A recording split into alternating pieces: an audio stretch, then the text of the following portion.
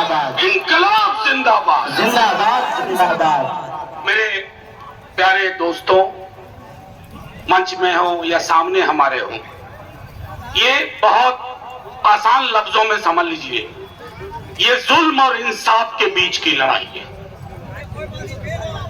इसमें किसी का झंडा नहीं देखना है। सियासी एक ऐसी लड़ाई है जिसमें जुल्म के खिलाफ इंसाफ पसंद हर आदमी को सामने आना होगा। और ये मुसलमानों की लड़ाई सिर्फ नहीं है, ये लड़ाई हिंदुस्तान की पहचान को बचाने की है। मैं सीधी सी बात आपसे कहता हूं, मैंने सदन में कहा था मैं लंबी तकरीर में नहीं जाऊंगा। हमारे साथियों ने एक एक चीज पर अभी कोर्ट में भी जिरा होगी।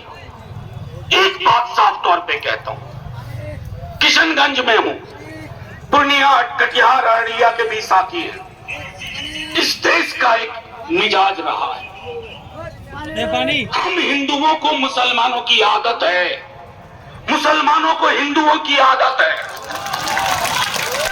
सिखों ईसाइयों को मुसलमानों और हिंदुओं की आदत है।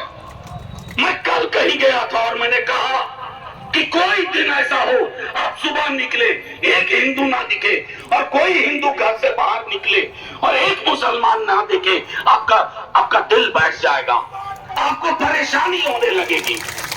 साहब, ये मुल्क बीजेपी संघ वालों ने नहीं बनाया है, इसको आपने बनाया है।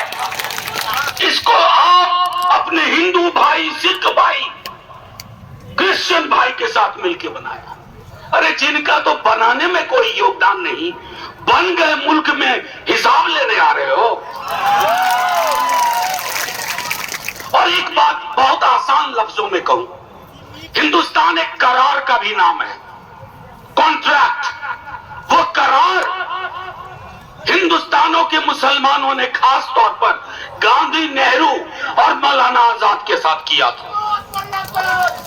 उस करार को मत तोड़ो।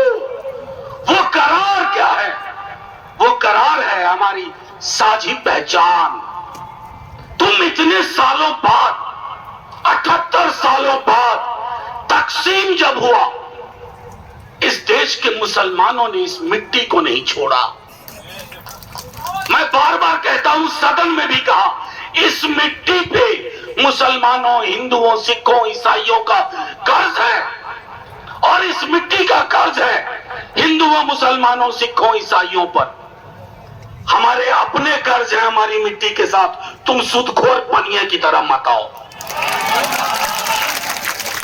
हम नहीं जानते हैं क्या कि लिमिटेशन एक्ट के माध्यम से आप अपने एक अजीज दोस्त का फायदा पहुंचाने जा रहे हो। यतीम खाने पे बने एक घर को, यतीम खाने की जमीन पे बने एक घर को अपने दोस्त को कानूनी पेच से बचाना चाहते हो। मैं सिर्फ इतना आप लोगों से फिर के एक बार कहूंगा, इस देश का ये लड़ाई, हमारे कई साथी कह चुके हैं, ये लड़ाई एक दिन की नहीं है। ये हो सकता है हमारी ताकत देख करके, हमारा जोश देख करके ये कानून विड्रॉ कर लें, लेकिन अपना नजरिया विड्रॉ नहीं कर पाएंगे कि इनके नजरिए में नफरत है, इनके नजरिए में नफरत है। ये नफरत की सियासत करते हैं, लेकिन नफरत की सियासत के खरीदार अब कम होते जा रहे हैं।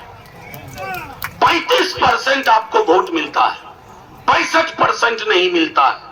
और वो 65, वो जो 35 है, उसका एक बड़ा हिस्सा आने को तैयार है। क्या हम नहीं जानते हैं? आपके पास बेरोजगारी पर कोई जवाब नहीं था, भुखमरी पे कोई जवाब नहीं है,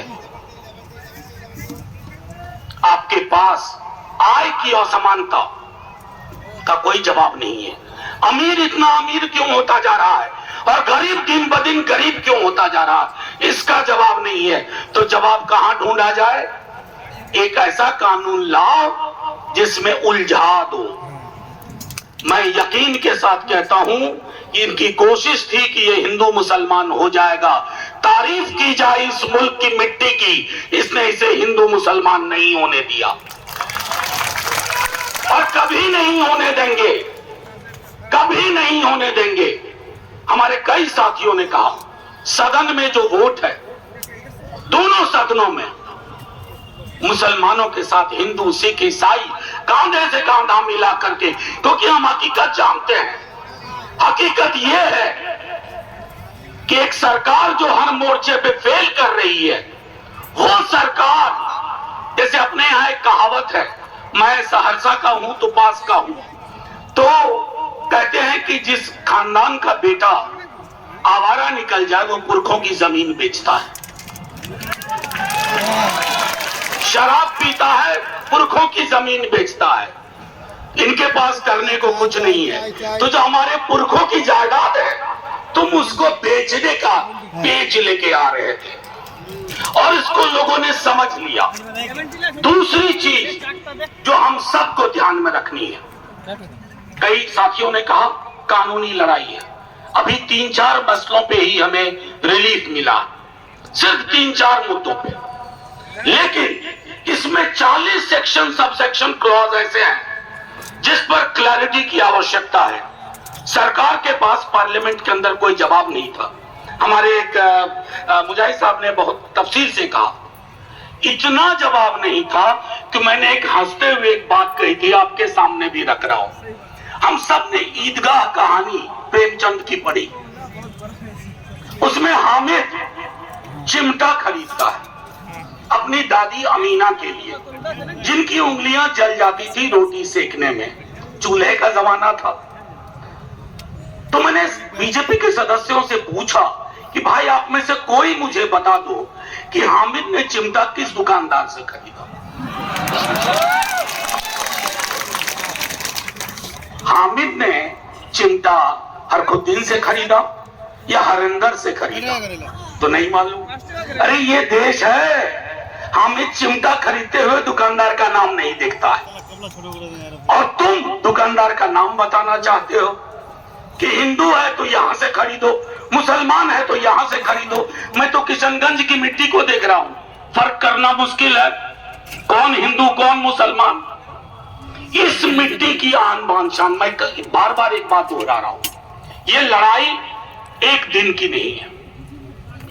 मैं सियासी तकरीर नहीं करना चाहता, मैं ये नहीं कहना चाहता कि हमने ये पहले किया, हमने ये बाद में किया, कोई नहीं। जब तूफान आता है ना तो पसमानदा घर पसमानदा नहीं दिखता है। ये तूफान का वक्त है, वो पॉलिटिकल पार्टी का झंडा